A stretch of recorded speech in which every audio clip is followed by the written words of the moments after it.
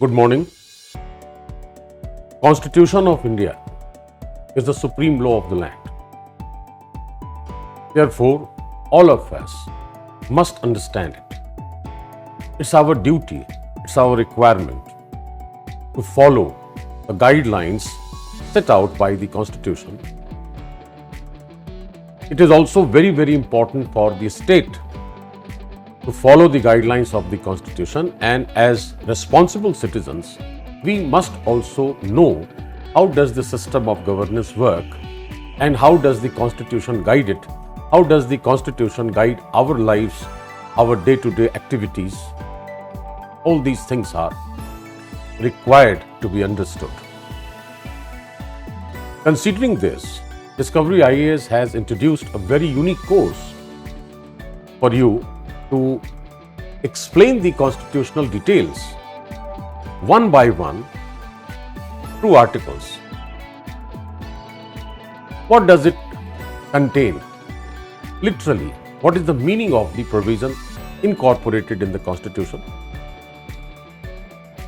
What are its different dimensions? What are its elements, principles? How to understand those principles so that we may inculcate them in our daily activities.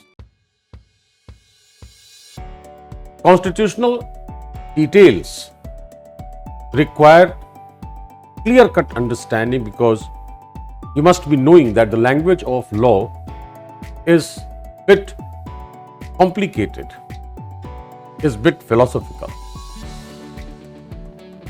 And that is the reason why generally we do not take interest in understanding the legal side or understanding the constitutional provisions, and we consider that this should be confined to the legal fraternity. However, the Constitution of India begins with the phrase, "We the people." That itself motivates us to understand the details of the provisions, every detail of the provision, and the significance why it has been incorporated by the founding fathers of the Constitution of India. When you look at the provisions one by one, then you will be able to find out or dig out the philosophical component of the article. Say, for example, when you say India, that is Bharat, shall be a union of states,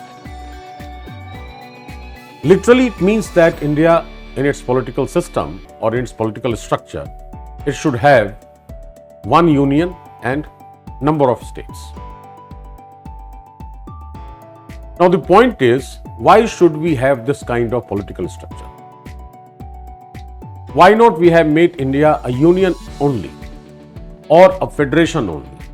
Why have we written that India shall be a union of states? What is its significance? What is its objective? What are other meanings? And what are the philosophical components or the jurisprudential principles on which this article has been written? Likewise, when you go through each one of the articles, each one of the provisions, then you will find that yes, this is what the framers wanted, and this is what we should follow, and this is how the system of governance functions. This is the very idea behind this course which we have designed, and in that course I would try my level best to give you that explanation in simple language so that you are able to ascertain or you are able to dig out those philosophical components from different perspectives, like, as I said, constitutional, political, administrative, and socio-economic, so that you are able to find out the application of that provision. It would be very useful for each one of us. It would be very useful for those who are studying law. It would be very useful again for those who are aspiring for civil services or any other competitive exam in which the questions are framed on the constitutional provisions. And above all, it would be very useful for all of us as citizens of India. Since we have made the Constitution, we have adopted it, we have enacted it, and we have given this Constitution to ourselves.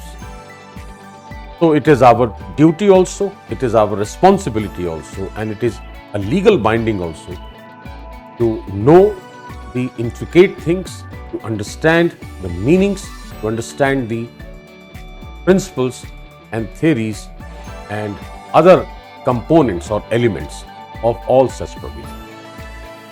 Therefore, it would be very useful for you, and I am sure that you would love to join this course.